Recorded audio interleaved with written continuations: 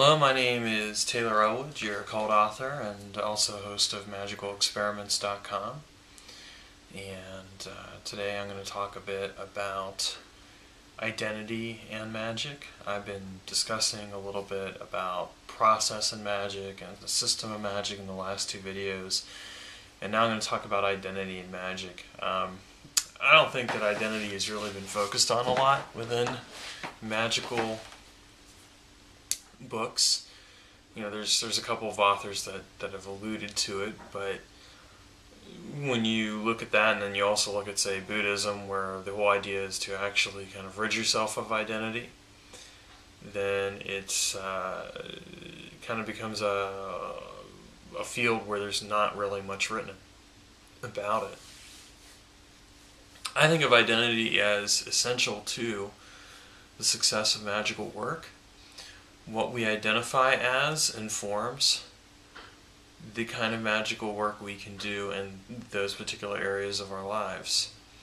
If we identify as a successful salesperson, for example, that can and we want to use magic for that purpose, then that identification with being a successful salesperson will inform and in fact improve the potential chances that the magical work will be successful.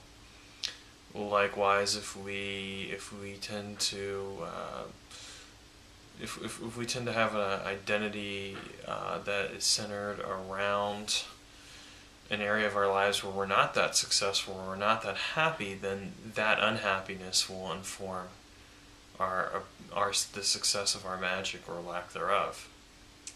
Identity isn't just conscious recognition. It's not just saying you're a successful salesperson. Or really, identity is much deeper than that. It's also unconscious associations and beliefs.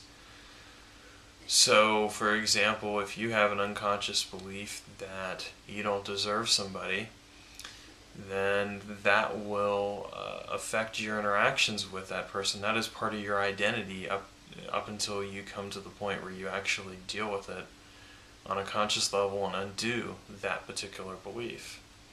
In fact, it's fair to say that the beliefs we have about ourselves, the perspectives that we entertain, are central to the concept of identity. Magic doesn't occur in a vacuum. As I've said before, there's a process to it, and we all fit into a system, which is the ecological system, the environment that this world provides us, and that necessarily informs the kind of magic that we do, as well as our understanding of magic. We see that, for example, in the tendency to identify the tendency to use the five traditional elements of, at least in Western magic, of earth, air, water, fire, and spirit, which, if you look around us, is embodied in the environment. Obviously, the world isn't made up of just those five elements, but if you look at ancient cultures, that's probably what they thought that's generally what they tended to think the world was made up of, and so that informed their understanding of the world. And consequently, we take that and we fit it into our magical systems. It's not entirely accurate anymore, but that identity structure affects the way that we think about elemental magic, for example. My argument is that for magic to really be relevant and effective, we have to be willing to change and understand what our identities are. And to do that means there's some form of internal work that needs to occur, where we examine those beliefs, those unconscious triggers, and even the consciously held views. But it goes even beyond that, because what it really involves is looking at what motivates a person to do an act of magic in regards to a situation. What is it that person is really trying to change? And what I would argue is that fundamentally a person is trying to change their identity in respect to the system that they happen to inhabit.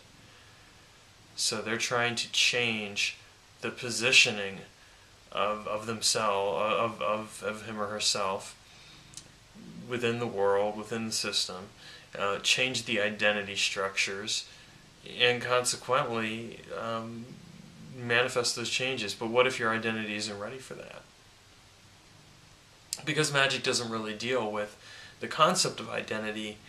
The problem that we find is that that magic sometimes isn't as nearly as effective as it could be, because people are actually working against their identity, against really their agreement with the universe, because identity ultimately is the agreement you have with the universe about what you're doing, who you are, etc. And you can change that agreement at any time. But to do that, you need to understand what your identity is and how your magical work informs and is informed by your identity.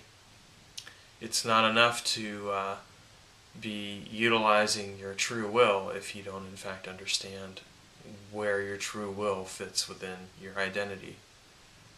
And I would suspect that many times when magicians try to make changes and then find that those changes don't last, that what's really going on is that they are fighting against their identity without fully understanding it, or understanding how to work with it in order to make changes into their lives that are long-lasting and effective.